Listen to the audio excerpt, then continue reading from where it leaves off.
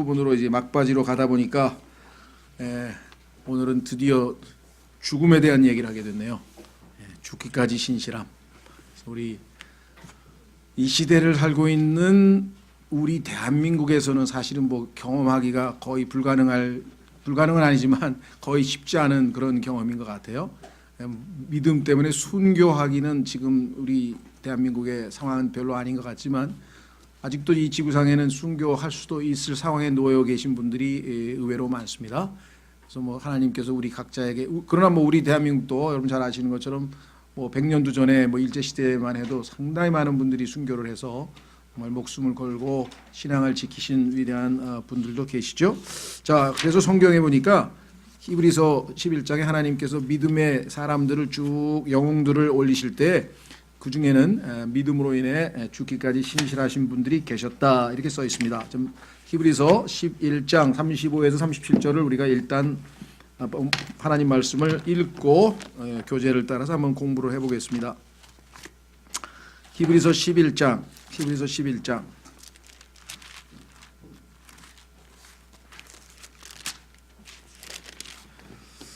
믿음의 사람들, 믿음의 영웅들의 명단이 쭉 인용이 되다가 이제 너무 많기 때문에 이제 조금씩 그들이 개인별로 다 이야기하지 못하고 시간이 부족해서 이제 쭉 한꺼번에 이렇게 쭉 열거를 했는데 그 중에 우리가 어디까지 갔냐면은 35절에 보시면 여인들은 자기들의 죽은 자를 다시 살려서 받기도 하며 이렇게 살았던 여인들 중에 한 사람을 우리가 지난주에 공부를 했었죠. 열왕기상 17장에서. 자, 그 다음에 또 어떤 사람이 있느냐. 다른 이들은 고문을 당하되 더 좋은 부활을 얻으려고 구출받기를 원치 아니하였으며 교회사에 보면은 이런 분들이 어마어마하게 많았었죠. 그래서 정말 오히려 고문을 하는 사람이 더 놀래버리는 그런 역사도 자주 있었던 것을 보게 됩니다. 그래서 이런 순교자들의 역사책이 많이 있는데요. 자, 밑으로 내려갑니다. 또 다른 이들은 심한 조롱과 채찍질 뿐 아니라 참으로 또한 결박과 옥에 갇히는 시련도 겪었으며 돌로 맞기도 하고 톱으로 잘리기도 하고 잔인한 이 고문에 대해서는 아마 여러분들 종교재판, 마녀사냥이라고도 하는 그 종교재판으로 인해서 어마어마한 일들이 있었는데 거기에 여기 보시는 그런 기록도 나옵니다.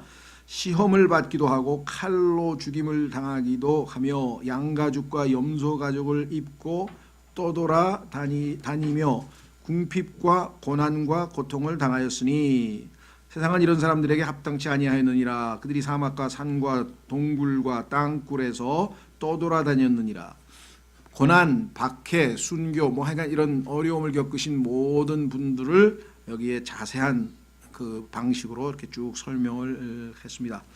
자, 그래서 교회사에서 이제 이런 교회 역사를 통해서 이제 이런 분들이 누구인지는 우리가 살펴볼 수가 있는데요. 우선 50페이지 교재로 가시면 죽기까지 신실함. 이번 과에서는 하나님의 사람들, 남녀 불문이겠죠. 때로는 자신들의 믿음으로 인해 죽는다는 사실을 입증하는 성경적 증거들을 살펴보려고 합니다. 우리가 보면은 그 여인은 죽은 자를 다시 되살려 받기도 한 믿음으로 이렇게 우리가 보기에 좋은 결과도 있지만 마지막이 죽음으로 끝난 경우도 엄청나게 많다. 그래서 그 증거들을 한번 살펴보려고 한다. 이 구절들은 상상을 초월하는 고통과 아픔에 대해 간략하게 제시하고 있을 따름입니다. 그렇죠. 우리가 생각할 때는 여기 나와 있는 것처럼 뭐라고 돼 있냐면 칼날을 피하기도 하고 그다음에 밑으로 쭉 내려가서 돌로 맞기도 하고 돌로 맞은 사람 사도 바울도 성경에 보니까 돌로 맞은 기록이 몇 번 나오고 심지어는 돌로 맞고 감옥에 가서 또 찬송 부른 이야기가 사도행전 16장에 빌립보 간수를 만날 직전에 있었고요. 톱으로 잘리기도 하며 이렇게 짤막짤막하게 써있지만 이 사건 자체는 엄청난 거잖아요. 그렇죠?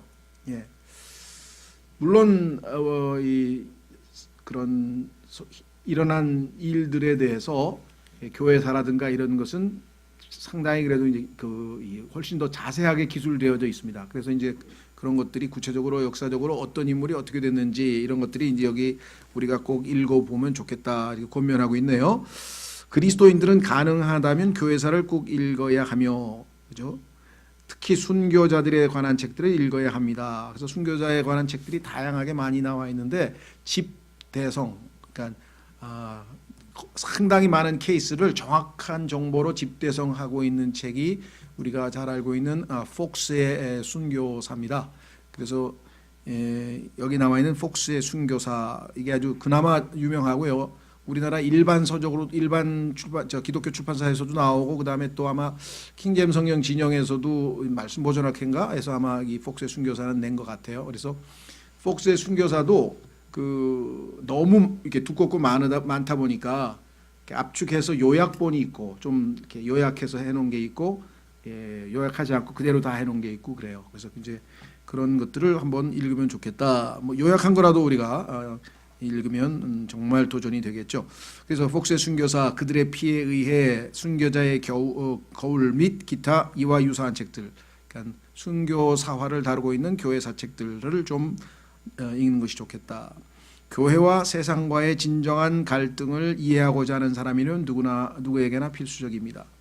정말 이 에베소 교회 시대부터 시작해서 특히 초반에 약 300년간은 로마 시대에 10번에 걸친 어마어마한 박해와 순교가 있었다는 것. 그래서 여러분들 뭐 콜로세움도 보시고 사자들에게 먹히는 장면도 우리가 뭐 영화 같은 데서도 좀 보고, 그다음에 이 지하에 카타콤이라서 동굴에서 숨어 살다가 어떻게 지냈는지도 보고, 그래서 순교에 관한 좋은 우리에게 도전이 되는 뭐 영화나 책이나 이런 것들이 많이 있습니다. 그래서 그런 것들을 보면서 우리가 크게 도전받고 그런 것이 필요하다 그랬습니다.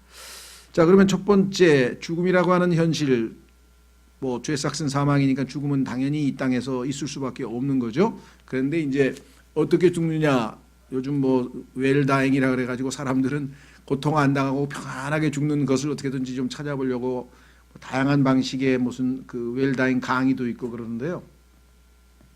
성경에서 말씀하시는 웰다잉은 성경적으로 하나님 앞에 충성된 가운데 죽는 걸 말하겠죠, 그렇죠? 최근에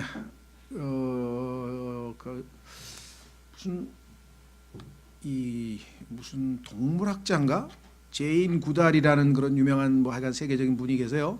그래서 그분이 104세인가 됐는데 이제 자기가 그 스스로 죽겠다고 해서 아마 주사를 놔서 이렇게 죽었다 뭐 이래서 신문에 났더라고요. 그래서 요즘에는 이제 고통 없이 죽는 것, 편안하게 마음 편하게 죽는 것, 그런데 과연 뭐 고통이야 뭐 마약 주사를 놓든 하면뭐 그런 방식으로 좀 덜 줄일 수는 있지만 마음의 평정, 과연 그게 이 세상에서 살면서 죽을 때 가능할는지는 내가 잘 모르겠습니다만은 아주 관심들이 많아지는 것 같아요. 존엄사라 그러죠.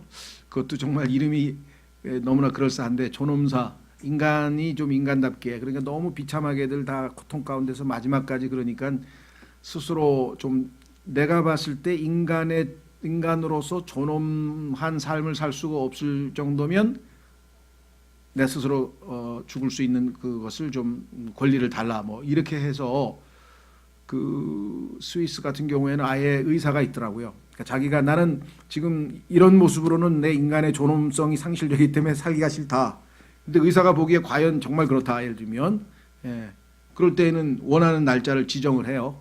예를 들면 뭐 2018년 11월 1일 날 나는 죽겠다. 그럼 의사가 지금 상태로 볼 때 더 살면 인간답게 살기가 어렵다고 판단되니 허락합니다 하고 의사가 딱 사인을 하면 그 종이를 딱 받아가지고 자기가 그 11월 1일 날 딱 가요. 예약된 호텔인지 병원인지 약간 가서 딱 내면은 주사를 딱 맞고 1시간 있다가 잠자다가 딱 죽는, 그게 합법적으로 시행되고 있어요 지금.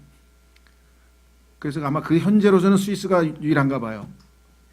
그래서 미국에 있는 사람이, 미국은 아직 법적으로 그게 안 돼 있으니까 그래서 스위스로 이주해서 스위스에 가서 그렇게 이제 하려고, 그걸 그 병원에서 이제 검사를 해서 이게 누구나 다 해준 건 아니고 이 사람이 지금 현재 상태는 뭐 당뇨병이 뭐 어쩌고 뭐 어쩌고 저쩌고 해서 지금 상태로 계속 살면 이건 인간답지 못하다 이렇게 의사가 보기에 판단이 되면 의사의 허락하에 그렇게 지금 하고 있는. 그래서 지금 생사화복을 주관하고 계시는 하나님의 그런 의 주권에까지 지금 막 침범하는 일들이 지금 벌어지고 있는 것 같네요. 뭐 여러분 또 너무나 잘 아시는 것처럼 그 오늘인가요? 21일이요. 3일 전부터 캐나다에서는 이 무슨 마약이죠? 대마초. 대마초가 그러니까 완전 합법화됐습니다. 예. 이전까지는 의료용 목적으로만 허락이 됐는데 지금 그냥 기호품으로도 이제 누구나 그냥 대마초를 다 사서 팔고 사고 할 수 있는데 모르겠어요. 이제 우리나라 사람이 그 캐나다에서 여행 가서 사오고 그러면 아마 아주 그거는 이제 걸리겠죠 여전히. 근데 캐나다 안에서는 다 지금 합법화돼 버린 그런 일들이 벌어지고 있습니다. 자, 해가면 조금 이야기가 빗나가는데 죽음이라는 것은 현실이다. 죽음은 죄로 인해 모두에게 해당된다는 사실을 우리는 너무나 잘 알죠. 죄로 인해 사망이 이 세상에 들어왔다라고 분명하게 로마서에 써 있으니까 한 번 죽는 것은 사람들에게 정해진 것이고 그 후에는 심판이 있다. 그래서 세상에서 제일 아주 정말 사람들에게 제일 큰 속임수는 죽음이 끝이다. 죽음이 끝이 아닙니다. 한 번 죽는 것은 사람들에게 정해지시고 죽음 후에는 반드시 하나님의 심판이 있다는 사실을 우리가 알려줘야 됩니다. 그래서 죽음이 끝이라고 하는 것이 아니라는 것. 그러나 죽음은 분명한 현실이라는 것. 두 번째 여기 나와 있죠. 죽음은 모두에게 정해져 있다는 것. 지금 히브리서 9장 27절 저희가 찾지는 않았습니다. 이미 너무나 잘 알고 있는 성경 구절이죠. 세 번째 두려워할 필요가 없다 그랬어요. 자, 이건 찾아봐야죠. 그렇죠? 10장 29절 마태복음 10장 29절에 우리가 죽는 이런 죽음은 예수님께서 두려워할 필요가 없다 그랬네요.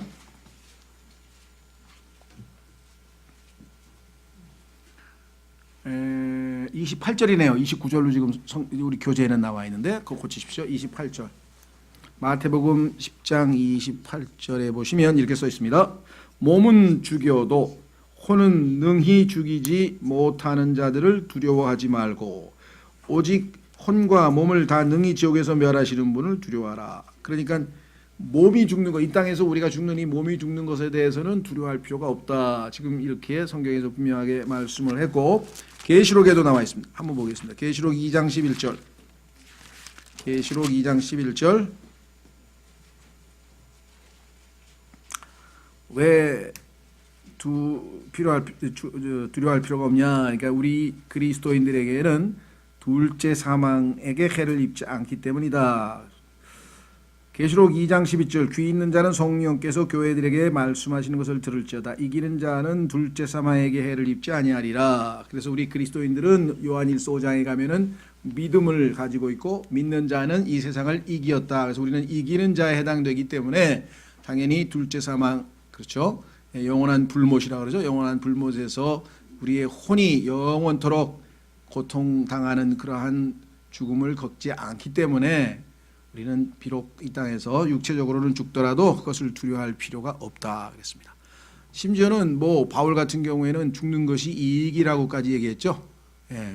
지금 이 땅에서 살면 우리는 어차피 육체를 지니고 있고 이 육체의 겉사람은 낡아져서 자꾸만 문제를 일으키잖아요. 여러 가지.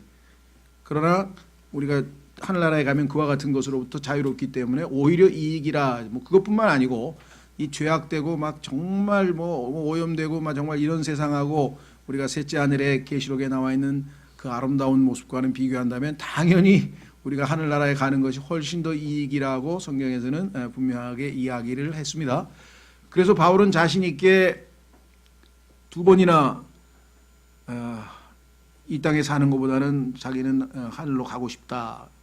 다만 하나님께서 허락하지 않아서 이 땅에서 다른 지체들을 위해서 사역, 즉 섬기는 일이 남아있기 때문에 남아있는 것일 뿐, 뭐 이 땅이 좋아서 내 여기서 살고 있는 거 아니다라는 고백을 뭐 담대하게 또 당당하게 했죠. 뭐 우리 그리스도인이라고 한다면 요한계시록을 읽었는데 4장 5장은 뭐 말할 것도 없고 특히 20장 21장에 가면은 그 셋째 하늘의 모습에 새 예루살렘이 상당히 자세하게 묘사되어 있습니다. 크기와 거기에 여러 가지 12보석의 이름서부터 시작해서 그 아름답고 찬란한 곳을 우리의 본향이라고 성경에 써 있는데 거기에 가는 것이 낫지 이 땅에 있는 것보다는 훨씬 더 나은 것은 분명한 것이죠. 그래서 우리도 그런 믿음은 다 가지고 있습니다. 그러나 하나님께서는 이 땅에서 이 몸을 입고, 지난번에 우리 그리스도의 몸이라고 하는 설교를 했는데 이 몸을 입고 이 땅에서 주님을 섬길 수 있는 특권을 주셨기 때문에 거기에 대해서는 보상을 하지만 하늘나라에 가면 우리는 좋긴 좋지만 주님을 섬길 수 있는 특권은 사라져 버리는 거예요. 왜? 몸으로 한 일에 대해서 평가를 하신다 그랬기 때문에. 하나님은 영이시고 사탄도 영이고, 그래서 몸을 필요로 하신다. 하나님께서 하나님의 뜻을 이루시려면은 몸을 필요로 하신다 그랬습니다. 자, 실제로 순교의 실제 성경에 보면은 예가 많이 나와 있는데요. 첫 번째, 예수님께서 아벨의 죽음서부터 성경에서 설명을 했습니다. 그래서 지상 최초의 죽음은 아시다시피 창세기 4장에서 있었던 아벨의 죽음인데, 이 아벨의 죽음을 성경에서 기록했을 뿐만 아니라 이 아벨의 삶을 하나님께서는 믿음의 삶이라고 해서 성경에 보니까 창세기 그 4장의 사건을 히브리서 11장의 첫 번째 믿음의 삶의 본으로 세워놓으셨죠. 자, 그래서 창세기 4장에 나와 있는 그 유명한 이 참 가인이 아벨을 죽인 그 사건을 우리는 생생하게 잘 알고 있습니다.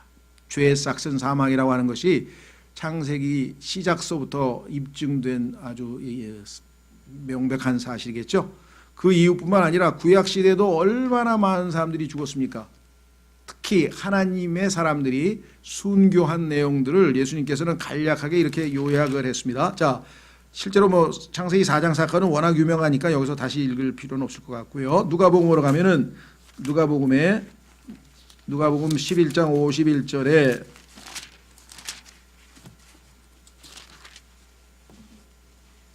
예수님께서 이렇게 말씀하셨습니다.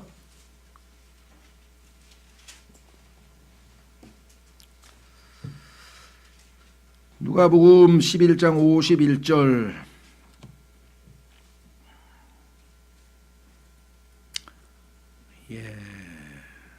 우선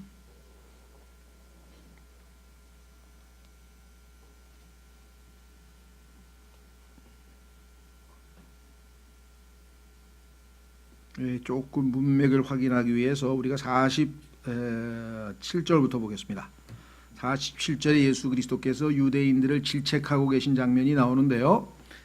11장 47절, 너희에게 화가 있을지어다. 너희는 대언자들의 돌무덤을 만들며 너희 조상들은 그들을 죽였도다. 그들은 참으로 대언자들을 죽였고 너희는 그들의 돌무덤을 만드나니 그러므로 진실로 너희가 너희 조상들의 행위를 인정함을 증언하는도다.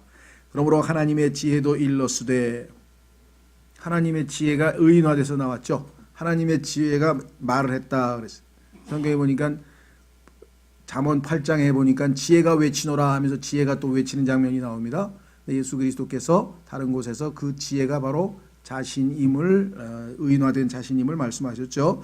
내가 그들에게 대언자들과 사도들을 보내리니 그들이 그들 중에 더러는 죽이고 또 핍박하리라 하였느니라.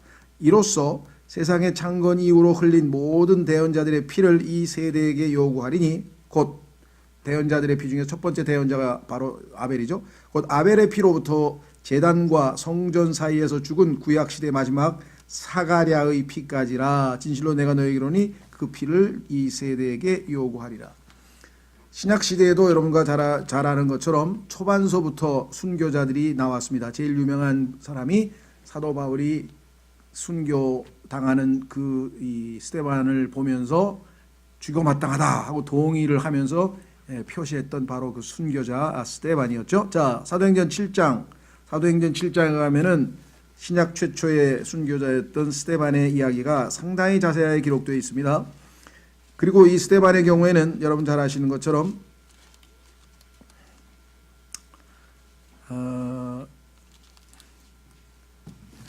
사도행전 7장 51절에 보시면 유대인들에게 하나님께서 마지막으로 기회를 준 장면이 바로 이곳이에요. 그러니까 예수 그리스도를 거부한 유대인들에게 다시 한번 예수 그리스도를 믿을 수 있는 기회를 제공하기 위해서 스데반이 마지막으로 설교를 합니다. 그런데 그 스데반을 돌로 쳐서 죽이는 그 순간에 이제 하나님께서 유대인과의 관계는 더 이상 이제 끊어지고 유대인들은 하나님의 돌보심 즉 이 경륜에서부터 벗어나게 되죠. 자, 사도행전 7장 보겠습니다.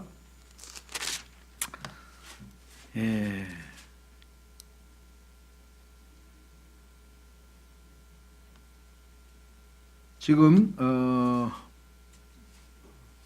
9절서부터 6장 9절서부터 사건은 시작이 되네요. 한번 보십시오. 6장 9절 아니 6장 9절이 아니에요. 죄송합니다.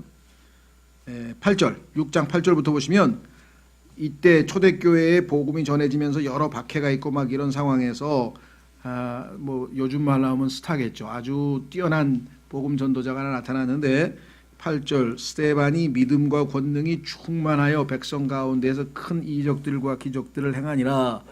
아직 성경이 완성되기 전에 스데반이 하나님께서 보내신 인물이라고 하는 것을 입증할 수 있는 수단은 바로 이적과 표적이었습니다.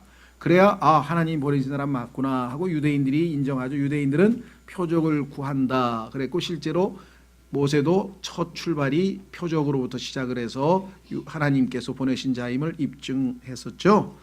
9절 그때 리베르티 사람과 구레네 사람과 알렉산드리아 사람과 길리기아와 아시아에서 온 자들의 회당이라 하는 이게 뭐예요? 그렇죠. 아시아에서 온 자들의 회당이라 하는 회당에서 이렇게 돼서 번역이 되어 있네요. 어떤 자들이 일어나 스데반과 논쟁을 벌였으나 스데반이 전한 복음에 대해서 반박하고 하는 논쟁이 벌어졌는데 그가 말할 때 사용하는 지혜와 영을 그들이 능히 반박하지 못하더라. 이에 그들이 사람들을 매수하매 이들이 이르되 그가 모세와 하나님을 대적하여 모독하는 말 하는 것을 우리가 들었노라 하니라. 그래서 거짓 증인을 세웠는데 예수 그리스도께서 거짓 증인들에 의해서 고소당하는 것과 똑같은 방식으로 지금 이와 같은 일이 세워졌습니다. 또 그들이 백성과 장로들과 서기관들을 선동하며 그에게로 다가가 그를 잡아서 공회로 데려오고 거짓 증인들을 세우니 그들이 이르되 이 사람이 거룩한 것과 율법을 대적하여 신성 모독하는 말하는 것을 그치지 아니하는도다. 그가 말하기를 이 나사렛 예수가 이것을 헐고 또 모세가 우리에게 전하여 준 관례들을 고치리라 함을 우리가 들었노라 하니라. 공회 안에 앉은 모든 사람이 똑바로 그를 바라보며 그의 얼굴이 마치 천사의 얼굴과 같음을 보았더라. 그때 대제사장이 이르되 이 일들이 그러하냐 하매 그가 이르되 사람들아 형제들아 아버지들아 귀를 기울이라. 여기서부터 스데반의 마지막 설교가 시작이 되는데 뭐 여기서 우리가 잘 아는 것처럼 구약의 이스라엘 역사를 이 7장 하나에서 설교 한 편에서 완전히 요약을 했어요. 여러분들이 차근차근 읽으면 야 이거 하나님이 지혜를 주시지 않고서 어떻게 구약의 역사를 이렇게 한 문장 한 장 안에 이렇게 요약할 수 있을까? 지금 뭐 시간 관계상 다 읽지는 않습니다만 그래서 쫙 마지막으로 가겠습니다. 53절 53절에 이제 51절에 이제 도전 마지막 아까도 얘기했지만 성령님의 역사로 마음에 찔림을 주기 위해서 지금 탁 해서 가슴을 정조준했는데 목이 뻣뻣하고 마음과 귀에 할례받지 않은 자들아 너희가 항상 성령님을 거역하되 너희 조상들이 행한 것과 같이 너희도 그렇게 행하는도다. 대언자들 중에서 너희 조상들이 핍박하지 아니한 자가 누구였느냐. 아까 예수님께서도 아벨서부터 스가랴까지 다 죽인 것이 유대인들이었다고 그랬잖아요. 그들은 그 의로우신 분의 오심을 미리 보여준 자들을 죽였고, 자 성경에 보면은 대언자들이 한 일은 뭐냐면은 그 의로우신 분 예수 그리스도시죠. 그 의로우신 분 예수 그리스도께서 오실 것이다. 그렇죠? 그래서 처음에는 고난을 당하고 나중에는 영광을 받으실 것이다. 그래서 예수님의 고난과 영광에 대하여 미리 증언했다. 이것이 성경에서 말씀하시는 예언의 의미예요. 그러니까 무슨 뭐 예언 기도 받으러 가가지고 뭐 산에 갔는데 뭐 너는 뭐 무슨 하나님의 일꾼이 될 것이다라든가 뭐 이런 걸 성경에서 예언이라는 게 아니라 성경에서 하고 있는 예언의 정의는 대언자들 안에 그리스도의 영이 그들에게 예수 그리스도의 고난과 영광을, 그러니까 초림과 재림을 미리 증언하였느니라고 베드로전서에 써 있어요. 그게 지금 여기 나와 있는 대로 그 의로우신 분의 오심을 미리 보여준 자들을 죽였고 이제 너희는 그분을 배반하여 넘긴 자요 살인한 자가 되었나니. 사실은 이들이 직접 죽인 건 아니죠. 여기 나와 있는 것처럼 어떻게 됐습니까? 빌라도에게 넘겨가지고 예수님을 직접 죽인 당사자들은 로마 정부였어요. 그렇죠? 그러나 그 넘겨서 죽게 만든 것은 유대인이었죠.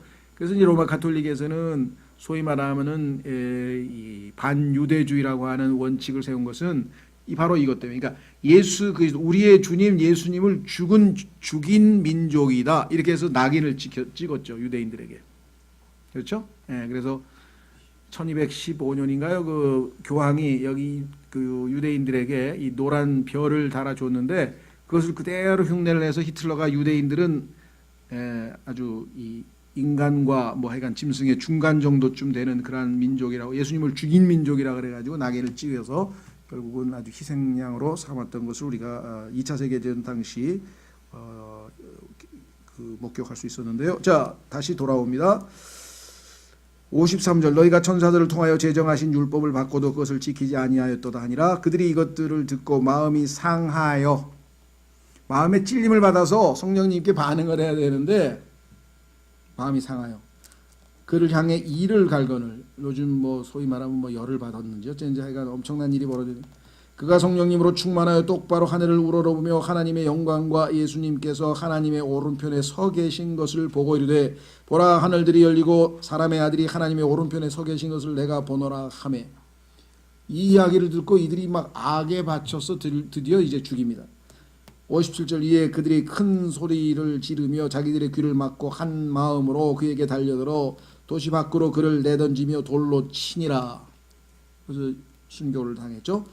또 증인들이 자기들의 옷을 사울이라는 젊은이의 발 앞에 두니라. 너는 어떻게 생각하느냐, 이게 동조하면 어떻게 하라 이렇게 되겠죠. 그들이 돌로 스데반을 치니 그가 하나님을 부르며 이르되 주 예수님이여 내 영을 받으시옵소서 하고 무릎을 꿇고 큰 소리로 부르짖어 이르기를 주여 이 죄들을 저들의 책임으로 돌리지 마옵소서 하더라. 예수님은 반대로 했죠. 이 죄를 저들의 책임으로 저들을 용서해달라고 하고 그 다음에 내 영을 아버지께 맡깁니다. 스데반과의 차이, 누가 또 그걸 또 찾아냈더라고요. 예수님하고 스데반하고 비슷한 점이 많은데 여기 좀 차이점이 있다. 그 다음에 55절 56절에 보면은 예수님께서 하나님 오른편에 서 계셨다. 근데 성경에 보면 다 앉아 계신 거로 돼 있죠. 히브리서에도 앉아 계신 걸로 있고 다 앉아 계신 거로 있는데 여기는 왜 섰느냐 그랬더니 또 성경에는 아무 설명이 없잖아요. 그러니까 서 계신 것을 두고 이제 설명이 소위 말하면 어떤 그 하나님께서 이 순교자를 너무나 사랑하셔서 빨리 어떻게, 그러니까 관심을 기울이기 위해서 정말 어떻게 될까 뭐 하면서 일어나서서 보신 것이다 뭐 이런 분도 계세요. 근데 이거는 좀 조금 감상적인 것 같고요. 성경에 보면 사실은 교리적으로 보자면 여기서 유대인들이 회개하고 예수님을 받아들이게 되면 예수님은 즉시로 재림하실 수 있는 모든 조건이 갖춰져 있는 겁니다. 그렇게 되면 침례인 요한이 엘리야가 되는 것이고요. 그래서 예수님께서는 사실은 일어나셔서 유대인들이 영접하면 내려오실 수 있는 모든 조건을 갖췄기 때문에, 그러나 결국은 이들이 거부해서 복음은 이제 여기서 어디로 갑니까? 이방인들에게로 넘어가게 되죠. 그래서 2000년간의 교회 시대가 시작이 되는 겁니다. 그러니까 여기서 예수님이 왜 서 계셨는지는 성경에는 안 나오지만 후자로서 볼 때는, 교리적으로 볼 때는 오히려 후자의 설명이 좀 더 성경적으로 근거가 있고요. 그것이 정확하게 그거냐? 그거는 모르는 거죠. 추정을 한 거죠. 그러니까 이런 걸 가지고 쓸데없이 논쟁을 벌이면서 네가 맞는다 내가 맞는다 그런 걸 할 필요가 없다는 거예요. 마귀가 그런 걸로 해서 사람들을 시간 나쁘고, 그렇죠? 바나바하고 바울이 싸우는데 누가 올바른 거지? 누가 올바르긴요. 성경에 보면 싸우는 건 다 욕심에서 비롯됐으니까 둘 다 잘못한 거죠. 그거 누가 잘못한 게 아니고 둘 다 잘못했는데 하나님께서는 거기서 합력해서를 이루어서 선교팀이 한 팀 갈 걸 두 팀으로 나누어서 더 많은 일을 하신 것이다. 이렇게 봐야지. 바울이 싸우고 신라를 데리고 갔는데 사도행전은 그때부터 바울을 집중 조명하고 바나바는 역사의 무대에서 사라졌다. 그러니까 타협을 한 바나바의 조카 마가를 다시 선교지에 데리고 간 기회를 준 바나바가 하나님의 뜻을 어긴 것이다. 뭐 이렇게까지 설교하시는 분도 계세요. 제가 볼 때는 그건 지나친 것이고요. 왜냐하면 그 말은 맞아요. 하나님께서 로마서에 보면은 예수 그리스도의 후계자로 이방인들의 사도로 뽑은 사람은 당연히 바울이기 때문에 바울을 조명한 건 맞고, 그때 그 전에 바울을 다소에서 데리고 와서 하나님의 일꾼으로 세우는데 쓰임받은 사람 또 바나바니까 그 바나바는 그때까지 역할을 한 것이고, 그런데 여기서 다퉜는데 바울이 주인공이 됐으니까 사도행전에서 바나바가 잘못했다 이렇게 할 수가 없는 게, 나중에 디모데후서에 가면 바울이 마가가 나에게 꼭 필요한 사람이니까 좀 보내라 하면서 마가를 인정하는 장면이 나와요. 그런데 만약에 바울이 옳았다 그러면 마가는 그때 기회를 받을 수 없었죠. 그러면 완전히 사역에서 떨어져 나가가지고 어디 가서 뭘 했는지 모르겠는데 역사의 무대에 사라졌을 텐데, 바나바는 이름이 또 위로자란 뜻이에요. 그래서 자기 조카 뭐 이런 것 그런 이유가 아니라 젊은 형제가 중간에 사역을 하다가 선교 사역을 하다가 힘들어서 중도 하차했지만 그에게 다시 하나님의 일을 할 수 있는 기회를 주었는데, 정말 회개해서 열심히 주님의 이름을 잘 해서 나중에 바울도 보니까 아유 정말 신실한 사람으로 잘 성장했구나. 그래서 바나바가 내 사역에 꼭 필요하니까 보내라 이렇게 얘기를 한 걸 보면, 결국은 바나바를 통해서 하나님께서 마가를 믿음을 회복시키셔서 잘 쓰신 거 아니에요. 그렇죠? 그러니까 어떤 사람은 그러니까 바나바가 잘한 거고 바울은 잘못한 거지. 또 그런 사람들이 있어요. 누가 잘하고 잘못하고가 문제가 아니죠. 싸움 자체는 성경에서 욕심에서 비롯됐다고 했으니까 바나바하고 바울이 싸운 거는 둘 다 잘못한 거죠. 야고보서 4장에 따르면. 그러나 하나님께서는 그 상황 속에서도 하나님의 뜻을 성취하신 그 하나님의 지혜와 능력을 우리가 높이 평가해야지, 이 사람이 맞다 이 사람이 맞다를 가지고 왜 싸우고 있네요. 자, 그래서 이 사도행전 경우도 제가 보니까 막 논쟁을 벌여요. 왜 성경에 다 예수님이 하나님 우편에 앉아 계신데 여기는 왜 서 있다고 했느냐. 그러니까 답이 뭐예요? 서 있었으니까. 서 있는 걸 봤으니까 섰다고 썼지. 근데 그 속마음을 어떻게 알겠어요? 예수님한테 물어봐야지. 그걸 예수님이 왜 서 계셨어요? 그럼 뭐 아유 스테반이 뭐 안쓰러워서 뭐 그렇게 해석하시는 분은 난 그런 적 없는데라고 들을 수도 있고, 반대로 교리적으로 설명한 사람은 그때가 예수 그리스도의 재림 가능이 있었기 때문에, 다만 거부하는 순간에 이제 경륜은 이스라엘은 한쪽으로, 즉 올리브나무가 이렇게 꺾이고 이제 이방인들에게로 하나님의 복음이 넘어가는 어떤 중요한 역사적 시점이었다. 이렇게 해석하면 그래도 그냥 조금 수긍이 될 것 같아서 100% 이거라고 답변을 하진 않았습니다, 제가. 자, 그래서 하여간 좀 얘기가 좀 빗나가는데 하도 논쟁을 많이 하니까 이런 논쟁에 말려들지 마시라고. 자, 그래서 사도행전에서 드디어 이제 스데반이 나왔고요. 그 다음에 찾진 않겠습니다. 야고보서에 보니까 야고보도 순교당한 것으로 나오고, 드디어 바울도 자기가 순교당할 것을 암시하고 있는 내용이 나옵니다. 그래서 이것은 2000년 교회사에서 항상 어디에서든지 계속 이와 같은 일들이 있어 왔고요. 오늘날에도 지속되고 있다. 계시록 17장 6절로 보면은 그 얘기가 언급되어 있습니다. 마지막 특히 교회가 휴거되고 나면 이 땅에 지상에 남아있는 그 환란 기간 동안에는 엄청난 순교자들이 나옵니다. 그래서 순교당한 사람들이 기도하는 장면이 사도행전 계시록 6장 9절에 보면 나와요. 한번 확인해 보겠습니다. 억울하게 죽음을 당했는데 우리의 원수는 언제 갚아주십니까? 하고 기도하는 장면이 나오는데, 조금 기다리라고 주님께서 말씀을 하셨죠. 자, 요한계시록 6장 9절에 그분께서 다섯째 봉인을 여신 뒤에 내가 제단 아래에서 하나님의 말씀과 자기들이 간직한 증언으로 인해 죽임을 당한 자들의 혼들을 보았는데, 그들이 큰 음성으로 외쳐 이르되 오 거룩하고 진실하신 주여, 주께서 땅에 거하는 자들을 심판하사 우리 피에 대한 원수를 갚아주지 아니하시는 일이 얼마나 더 지속되리까 하더라. 그분께서 그들에게 각각 흰 예복을 주시며 또 그들의 동료 종들과 형제들도 그들처럼 죽임을 당해 그 수가 찰 때까지 그들이 아직 좀 더 조금 더 안식해야 한다고 그들에게 말씀하시더라. 환란이라고 하는 이 기간 동안에는 뭐 어마어마한 숫자가 순교할 것을 성경에서 이미 내다보고 있습니다. 그 다음에 환란 시대의 처형에 대해서 계시록 죄송합니다. 17장 6절도 일단 나왔으니까 보죠. 17장 6절. 이때 그 순교를 주도하는 자가 피에 취해 있는 모습이 나오네요. 계시록 17장 6절. 또 내가 보매 그 여자가 큰 음료 바벨론이겠죠. 성도들의 피와 예수님의 순교자들의 피에 취하였으므로 내가 그녀를 보고 크게 놀라며 이상히 여기니. 순교자들의 피 여기 분명하게 언급되어 있죠. 자, 그 다음에 20장 4절에 순교의 방식이 여기 나와 있습니다. 순교의 방식이 어떻게 나오냐면요.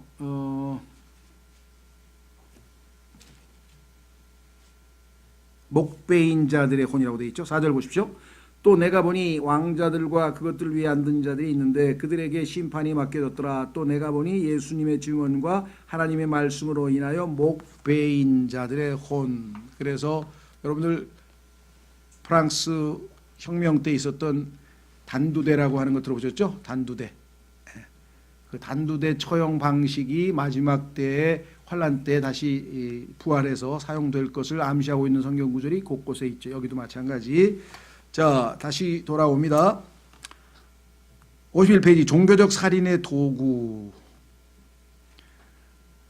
종교적으로 사람들을 죽일 때, 순교시킬 때에 다양한 원인, 이유가 있었는데 그 중에 하나는 어리석은 짓을 하는 것. 여러분 장난쳤죠? 누가 장난쳤습니까? 헤롯과 헤롯의 딸이 침례인 요한의 목을 거의 장난하듯이 해서 죽였죠. 예. 자기 생일날 딸이 춤을 춰가지고 기분이 좋아가지고 뭐 왕국의 절반이라도 주겠느니 어쩌니 헛소리를 하다가 옆에 있던 그 자기 동생의 아내를 빼앗았잖아요. 그런데 침례인 요한이 그거를 지적을 하니까 이 동생의 아내 된 여자가 아주 이 한을 품고 있다가 딱 요 찬스가 오니까 자기 딸에게 딱 얘기해가지고 아버지한테 침례인 요한의 목을 베서 쟁반에 담아서 달라고 해라 이렇게 시켜가지고 실제로 침례인 요한은 그냥 이 이거 거의 뭐 어리석은 짓에 의해서 그 목숨이 사라졌어요. 여러분들 이런 류의 죽음이 이 세상에 얼마나 많았는지 몰라요. 뭐 장난으로 사람 죽이는 사람도 있었고요. 별의별 사람들이 다 있었어요. 인류 역사에 있어서. 정말 우리가 생각할 때는 이런 어처구니 없는 죽음 같지만 이 땅의 인간은 그와 같은 짓들로 하고 남는 존재라는 것을 우리가 보고 있습니다. 그 다음에 사도행전 22장 4절에서는 종교 집단이 죽이기도 했고요. 그 다음에 뭐 정부가 죽이는 건 뭐 말할 것도 없고요. 공산당에서 정말 우리 초반에 북한에서도 정말 상당수의 사람들이 그 공산당에서도 순교당했고 또 가족에 의해서도 이 고발당하고 그런 사람들도 많았었죠. 그래서 이 종교에 있어서 특히 오늘날에도 보면은 이 종교와 관련지어서 일어나는 테러, 살인은 어떤 저지의 방법이 없어요. 왜냐하면 완전히 거기에 지금 도취돼 있어가지고 어떻게 생각을 돌이킬 수가 없죠. 거의 맹목적이죠. 네, 맹목적인 사람. 왜냐하면은 이 지하드라고 하는 것은 이 소위 말하면 목숨을 바쳐서 이 이슬람에 충성해서 목숨을 바치면 하늘나라에 가면 어마어마한 보상이 주어진다 그래가지고 그 보상 목록도 다 써 있어요. 거기에 보면 정말 우리가 좀 낯뜨거운 얘기도 많이 있어서 제가 여기서 못 하겠는데 야 그런 것도 준다고 써 있냐. 근데 하여간 좀 우리가 볼 때는 그런 걸 바라면서 목숨을 던지는 막 여기다 허리에다 폭탄 차는 사람서부터 시작해서 뭐 유럽, 미국에 있는 그런 사람들 보면 우리가 생각할 때는 굉장히 무슨 거룩한 좋은 동기인 것 같은데 알고 보면 그렇지가 않습니다. 아주 세속적인 동기인데요. 어쨌거나 약간 그런 일들이 벌어졌었습니다. 자, 이제 넘어가셔서 이와 같이 죄와 사망은 이 땅에 2000년 동안 뭐 그 이전에 구약 때도 창세기 4장에서 그래서 오죽하면 카인의 후예라는 말을 이름을 붙였겠습니까마는 인간은 이 땅에서 그렇죠? 죄와 사망이라고 하는 늪에서 벗어날 수가 없는 그런 존재들이고, 특히 우리가 볼 때는 의롭고 훌륭하고 하나님의 귀한 일꾼인데도 불구하고 이렇게 아주 우리가 볼 때는 야 이거 가치 없는 죽음 같은 죽음을 당하신 분들이 엄청나게 많습니다. 그렇죠? 국립묘지에 가면은 제일 어떻게 죽었는지도 모르는 사람들이 잔뜩 거기에 보면은 무명용사의 묘라고. 사실은 그 사람들이 국가를 위해서 희생했고, 근데 그 사람들 이름을 알겠습니까? 뭐 이름이 있는지 모르겠습니다만 막 완전히 잊혀진 사람들이 많잖아요. 그러니까 이 교회 역사에도 수없이 많은 사람들이 그와 같은 죽음을 당했을 것이다. 자, 네 번째, 구출을 받아들이지 않음. 믿음을 지키기 위해서 죽음을 피할 수 있는 가능성. 거짓 답변으로 구출될 수 있었다. 디모데후서에 보니까 바울이 좀 푸념은 아니고요. 재판을 받게 됐어요. 바울이. 그래서 지금 믿음 때문에 복음 전하는 것 때문에 이제 재판을 받는데 한 명도 안 남고 다 떠나버렸어. 그래서 바울이 다 떠나버렸다. 자, 디모데후서 우리나라도 마찬가지입니다. 일제 시대 때 뭐 주기철 목사님을 포함해서 순교당한 사람이 이렇게 많지가 않아요. 보통 이 상황에서 믿음을 지킨다는 게 쉬운 일은 아니죠. 자, 디모데후서 4장에 보면은 바울이 그렇게 얘기를 하죠. 16절.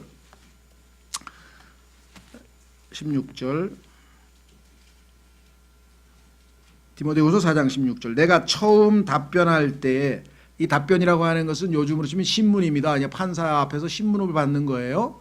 그래서 자기가 이제 질문에 답하니까 답변이라고 해서 그냥 있는 그대로 직역을 했는데, 아무도 나와 함께 서지 아니하고 모든 사람이 나를 버렸으나 그것을 그들의 책임으로 돌리지 아니하시기를 내가 하나님께 기도하노라. 다 두려워서 바울을 옹호하는 발언 한마디도 아무도 증언을 하지 않았다. 자, 다시 돌아옵니다. 교재에 보시면 초대교회 성도들은 선택을 해야 했음. 둘 중에 하나입니다. 죽든지 자기 믿음을 포기하든지, 그런 선택의 기로에 놓이는 상황이 초대교회에는 자주 있었습니다. 근데 오늘날 우리에게 그렇게 선택을 요구하는 경우는 거의 지금 여건이 그렇지가 않죠. 세 번째, B. 그러면 왜 구출을 거부했는가? 뭐 딱 한 가지입니다. 생명보다 진리를 더 사랑했기 때문에 그랬습니다. 두 번째, 자아보다 다른 사람들을 더 사랑했기 때문에 그랬다. 자신의 생명을 희생하고 예수님처럼 다른 사람들에게 생명을 내어주는 일을 기꺼이 하고자 하는 하나님의 충성된 사람들이 있었다. 충성된 사람들이 있었다. 근데 이 사람들에게는 성경에 보니까 하나님께서 약속한 것이 뭐였습니까? 생명의 관이죠. 생명의 관. 우리는 옛날에 멸류관이라는 이들, 즉 반드시 꼭 죽는 건 아니에요. 죽을 각오로, 그래서 죽음도 두려워하지 아니하고 죽음을 마다하고 끝까지 믿음을 지킨 사람들에 대해서는 주님께서 생명의 관으로 보상하시겠다. 이렇게 야고보서와 계시록 두 군데에서 약속이 되어 있습니다. 그러니까 우리는 그러면 생명의 관은 나에게 해당이 안 된다 싶지만요. 여기서 꼭 죽어야 되는 건 아니에요. 죽을 상황이 오더라도 만약에 나는 목숨을 택하는 게 아니라 진리를 택하고 내가 아니라 다른 사람의 생명을 택하겠다는 그러한 각오를 가지고 이 땅에서 산다면, 그런데 그 중에 하나가 보니까 시험을 당했을 때 이겨내는 믿음도 거기에 해당되는 거로 되어 있어요. 그래서 꼭 순교자에게만 주는 관이라고 생각하실 필요는 없습니다. 순교를 각오하고 죽음을 각오하는 믿음의 모습을 보일 때 주시겠다고 약속이 되어 있습니다. 야고보서에. 자, 그래서 마지막으로 결론이 이렇게 되어 있습니다. 이와 같은 희생에 대한 보상 그랬네. 자, 보상 지금 우리가 완고하는 세 번째 나와 있네요. 첫 번째, 천상의 삶을 발견하게 된다. 죽은 즉시 우리가 거기에서 하늘나라로 가게 되죠. 그래서 이 땅에서 우리의 불행은 정말 그야말로 죽는 순간에 시작이 됩니다. 그래서 바울은 자신의 죽음을 뭐라고 얘기했냐면 떠나간다래. 떠나간다. 한번 확인해 보세요. 거기 바로 디모데후서 지금 금방 찾은 데서. 자, 4장 6절. 지금 바로 찾은 성경 구절에 4장 6절에 보시면 디모데후서 4장 6절. 디모데후서 4장 6절서부터 8절까지는요. 한번 곰곰이 묵상을 하면서 나중에 나도 혹시라도 유언장을 작성해야 될 때가 오면 이렇게 유언을 하면 좋겠다. 바울의 유언장이에요. 바울의 유언장. 근데 복잡하지가 않아요. 간단해요. 내가 선한 싸움을 싸우고, 바울의 인생은 선한 싸움. 두 번째, 나의 달려갈 길을 마치고. 자, 선한 싸움을 싸우지 않고 나쁜 싸움, 악한 싸움을 싸우신 분도 많죠. 그죠? 여기서 선한 싸움은 첫째는 뭡니까? 세상에 대해서, 둘째는 마귀에 대해서, 셋째는 자기 자신에 대해서. 이와 같은 싸움을 선한 싸움이라고 그러고, 그 이외의 모든 싸움은 성경에서 보니까 다 욕심에서 나왔다 그랬대. 자, 두 번째는 달려갈 길을 마치고, my course라 그랬는데요. 각 사람에게 하나님께서 정해진 코스가 있어요. 성경에 보니까요, 코스라는 단어 중에 이 세상의 코스라고 하는데, 예전에 여러분과 제가 달리던 코스를 the course of this world, 이 세상의 코스라 그랬어요. 그 다음에 the course of the nature, 자연. 자, 잘못된 코스로 달리면 마지막 종착역이 지옥입니다. 그렇죠? 그래서 야고보서에서는 바로 거기가 지옥이라 그래, 지옥. 그런데 우리는 그 코스가 아니라 이제 예수 그리스도께서 우리에게 주신 제대로 된 각자 주신 코스가 생겼죠. 그래서 여기 지금 my course, 주님을 따라 자기의 길을, 즉 달려갈 길을 마쳤다. finished. 이게 이제 그리스도인에게서는 중요하죠. 왜? 중도 포기자들이 상당히 많아요. 거기 나오잖아요, 중간에. 아까 마가처럼 중도 포기했다가 다시 회복한 사람이 그나마 다행인데, 대만은 그 다음에 소식이 없는 거 보니까 그냥 가버렸네요. 그냥. 예, 대만은 이 현 세상을 사랑하여 나를 버리고 가버렸다. 멀리 가버린 사람도 있어요. 자, 그 다음에 보세요. 이후로는 나를 위하여. 이게 지금 이제 엄청난 거죠. 바울의 유언 중에서 단순히 자기의 인생을, 자신의 인생을 동사 세 개로 요약을 했어요. 동사 세 개로. 예? 뭐라 했습니까? 싸우고 마치고 지켰다. 싸우고 마치고 지켰다. 선한 싸움을 싸웠다. 나의 달려갈 길을 마쳤다. 그 다음에요, 믿음을 지켰다. 그거 이외에 더 할 말이 뭐가 있냐 이게요. 이처럼 단순한 삶을 산 것이에요, 바울은. 자, 그리고 어떤 확신에 있어요. 그야말로 제가 성경에서 발견한 웰다잉 정도가 아니야. 그냥 베스트 다잉 같아요. 진짜 제대로 죽은 거예요. 그래서 어떻게 써있냐. 이후로는 딱 하늘나라에 가면 이후로는. 근데 떠날 때가 됐다 그래서 6절에 보니까 이제 내가 내 자신을 헌물로 드릴 준비가 되었고, 헌물로 드린다는 얘기는 자기의 생명을 바친다는 얘기가 지금 순교인데요. 내가 순교할 때가 되었고 나의 떠날 때가 가까이 이르렀다. 근데 그걸 떠날 때라 그랬어요. 이 떠날 때라고 하는 단어가 my departure. 공항에 가면은 출국이라고 써있는 대로 가시면 돼요. 출국. 그렇죠? 도착. arrival, departure 할 때 출국이란 뜻이에요. 출국할 때가 됐대. 어디로 출국합니까? heavenly kingdom이라고 바로 위에 써있네. heavenly kingdom으로 출국하려고 지금 우리의 죽음을 성경에서는요, 하늘나라로 떠나는 거예요. 조금만 참으세요. 지금 이 땅에서 여행 못 가시는 분은 진짜 멋진 여행을 떠난다고. 그냥 떠나는데 그냥 떠나는 것도 아니고 셋째 하늘로 가는데요. 성경에 보니까 아마도 거의 확실한 것 같은데 천사들이 우리를 섬기는 영이잖아요. 우리를 데리고 아마 천사들이 셋째 하늘로 우리를 데리고 갈 것 같아요. 네. 떠난다 이게. 엄청난 여행이 기다리고 있어요. 그래서 바울은 떠날 기약이 가까이 왔다. 죽음에 대해서 이렇게 확신하면서 떠날 기약이 가까이 왔는데, 내가 딱 떠나고 나서 하늘에 도착하면 거기에서 주님이 나 기다리고 계신데 뭘 가지고, 상을 가지고 기다리신다 그랬어요. 자, 보십시오. 이후로는 나를 위하여 의의 관이 예비되어 있나니 곧 주 곧 의로우신 심판자께서 그날에 그것을 내게 주실 것이요.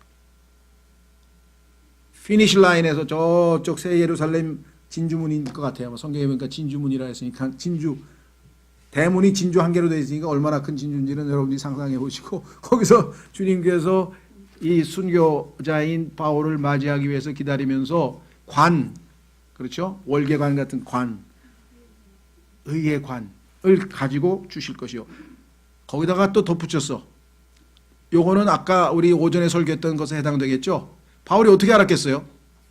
다 하나님께서 다 알려주신 거예요. 성령을 통해서. 마지막에 한 가지 덧붙였는데, 얼마나 감사합니까? 자, 내게만 아니라 나만 이렇게 되는 게 아니다 이거야. 너희들에게도 기회가 있다. 그분의 나타나심을 사랑하는 모든 자들에게도 주시리라. 문제는 여러분과 제가 그분의 나타나심을 사랑하고 있느냐 아니냐, 이건 또 별개 문제겠죠. 그렇죠? 정말 여러분과 제가 그분의 나타나심을 사랑하고 있느냐 아니냐. 성경에 보니까 그분의 나타나심을 사랑하는 사람들은 그분이 순결하신 것처럼 이 땅에서 순결한 삶을 사는 사람들이라고 되어 있어요. 누구나 다 해당되는 건 아니고요. 자, 두 번째 교재로 가시면 더 나은 부활을 얻게 됨. 그래서 천년왕국에서 우리가 다스리게 되겠죠. 자, 세 번째 생명의 왕관을 받음. 바울은 의의 관이라 그랬고요. 그는 예수님의 재림을 사모하는 자들에게 약속된 것이고, 생명의 관은 바울도 또 받아요. 왜? 순교당했으니까. 순교자, 즉 죽기까지 신실한 자들에게 주시는 것이고, 그 다음에 네 번째 복음을 확장시킴. 자, 고린도 후서에 보면은요, 이 순교자의 죽음은 복음 전하는 이 땅에 살아있는 성도들에게 이 챌린지, 도전을 줍니다. 용기를 주고. 그렇죠? 야, 저 형제가 저렇게 신실한 형제가 이렇게 담대하게, 그러면 그것이 우리에게는 큰 용기와 담대함을 주어서 훨씬 더 복음을 열심히 전하게 될 것이죠. 열매로서 결과적으로 사람들이 성경에 써 있기를 우리의 죽음은 다른 사람들에게 생명으로 역사하느니라, 이렇게 지금 성경에 나와 있죠. 예, 그래서 우리가 여기 그 뭡니까 뒤에 맨 마지막에 주의라고 이렇게 얘기를 했는데요. 이렇게 성경에 한번 마무리를 짓겠습니다. 거기 보시면 풀려나기를 즉 구출되기를 원치 아니하였으며라고 성경에 써 있는데, 히브리서 11장에 그런 것을 입증하는 사례가 교회사에 보면은 많은 사람이 나온다. 살려준다고 해도 난 믿음을 부인하고는 살 이유가 없다. 차라리 주님 품으로 가겠다. 이런 사람들이 엄청 많았어요. 로마의 사제들이 말뚝에 묶인 남녀들 앞에서 십자가를 들고 있고, 그들의 발 아래는 장작이 쌓여 있고, 횃불을 들고 있는 자들이 화형을 시키라는 명령을 기다리고 있는 장면은 수없이 반복되었던 역사의 사실입니다. 이런 그림, 이때 실화를 그려놓은 그림들도 어마어마하게 많아요. 이들은 자신의 믿음을 부인하고 우상 목자를 받아들이면 즉시 풀려날 수 있었습니다. 그러나 대부분의 그리스도인들은 구출을 거부하였습니다. 잠시, 그렇죠, 그 육체적인 죽음을 두려워하지 말라는 주님의 말씀을 붙들고 기꺼이 목숨을 버린 사람들이도 역사에 있었다. 그래서 우리의 믿음의 결과가 지금 앞선 분들처럼 항상 긍정적으로 이 땅에서 이게 좋은 결과로만 나온 것이 아니라 죽음으로 마무리됐지만, 그러나 그들에게는 더 나은 부활이 기다리고 있었고, 보상이 기다리고 있었고, 주님의 칭찬이 기다리고 있었고, 이들도 얼마든지, 그렇죠, 믿음을 지킬 수 있는 것은 이와 같이 주님께서 주시는 약속과 보상과 소망. 그래서 이것을 영광의 소망, 이렇게 얘기를 했죠. 예. 자, 그래서 우리는 정말 이 믿음으로 생명을 기꺼이 버린 그러한 우리의 믿음의 선배들에 대해서 우리가 공부를 했습니다. 자, 마치겠습니다. 다음 시간에 우리가 이제 남아있는 거는 몇 개 안 남았네요. 우리 금년을 마무리하면서 이제 히브리서를 보는데, 성경에 보니까 앞으로 남아있는 주제는 하나님께서 하신 약속에 대한 겁니다. 약속을 반드시 지키시는 하나님에 대해서 살펴보고, 그 다음에 나머지 두 번째 주제는 믿음인데요. 성경에 보니까 여러분들 한번 보시면요, 다양한 종류의 믿음이 있어요. 그 56절에 보면 학교에서도 그 등급이 있죠. 어떤 사람은 영어 1등급, 영어 2등급, 요즘 한국어도 뭐 몇 등급 정해가지고 한국어도 1등급, 2등급, 3등급 뭐 등급이 항상 매겨져 있는데, 성경에 보니까 믿음도 등급이 있네요. 여기 보니까 56페이지에 흔들리는 믿음, 적은 믿음, 약한 믿음, 담대한 믿음, 거짓 없는 믿음. 성경에 보니까 이 믿음도 다양한 종류의 믿음이 있는데, 과연 우리는 어떤 믿음이 우리에게 필요한 것인지. 자, 그 다음에 그 믿음이 우리에게 가져다 주는 부산물에서 믿음에 대한 마지막 총정리가 한 번 더 남아 있고요. 그 다음에 이제 죄들은 어디에 있는가? 이들이 수없이 많은 죄를 지었을 텐데 그것이 어디로 가버렸을까? 그 다음에 마지막 25가 우리가 해야만 하는 것들. 이 지상에서 반드시, 요거는요 성경에서 우리 그리스도인들이 주어가 되고 영어로는 must라고 하는 조동사가 붙어있는 구절들을 쭉 끄집어내면 반드시 해야 된다 그랬잖아요. 반드시 다시 태어나야 된다. 그렇죠. 성경에 보니까 반드시 고난을 거쳐서 하나님의 왕국에 들어가야 할 것이다. 반드시. 이건 반드시 우리가 거쳐야 될 건데 성경에 열 몇 가지가 써 있어요. 여기 보시면. 그래서 정말 아주 유익한 공부가 될 것 같고요. 그 다음에 피날레가 뭐냐? 12장 1, 2절이에요. 믿음의 창시자요 완성자이신 예수님을 바라보자. 그래서 대단원의 우리 히브리서 11장 공부가 마무리가 될 것 같습니다. 그래서 올해 앞부분 많은 믿음의 선질들에 대해서 우리가 배웠는데 여러분과 제가 배운 것들 중에서 정말 실천 가능한 것들을 어떤 방식으로든지 우리가 실천하는 신앙생활 할 수 있도록 그렇죠? 계속해서 열심히 기도하셨으면 좋겠습니다. 다 같이 일어나셔서 400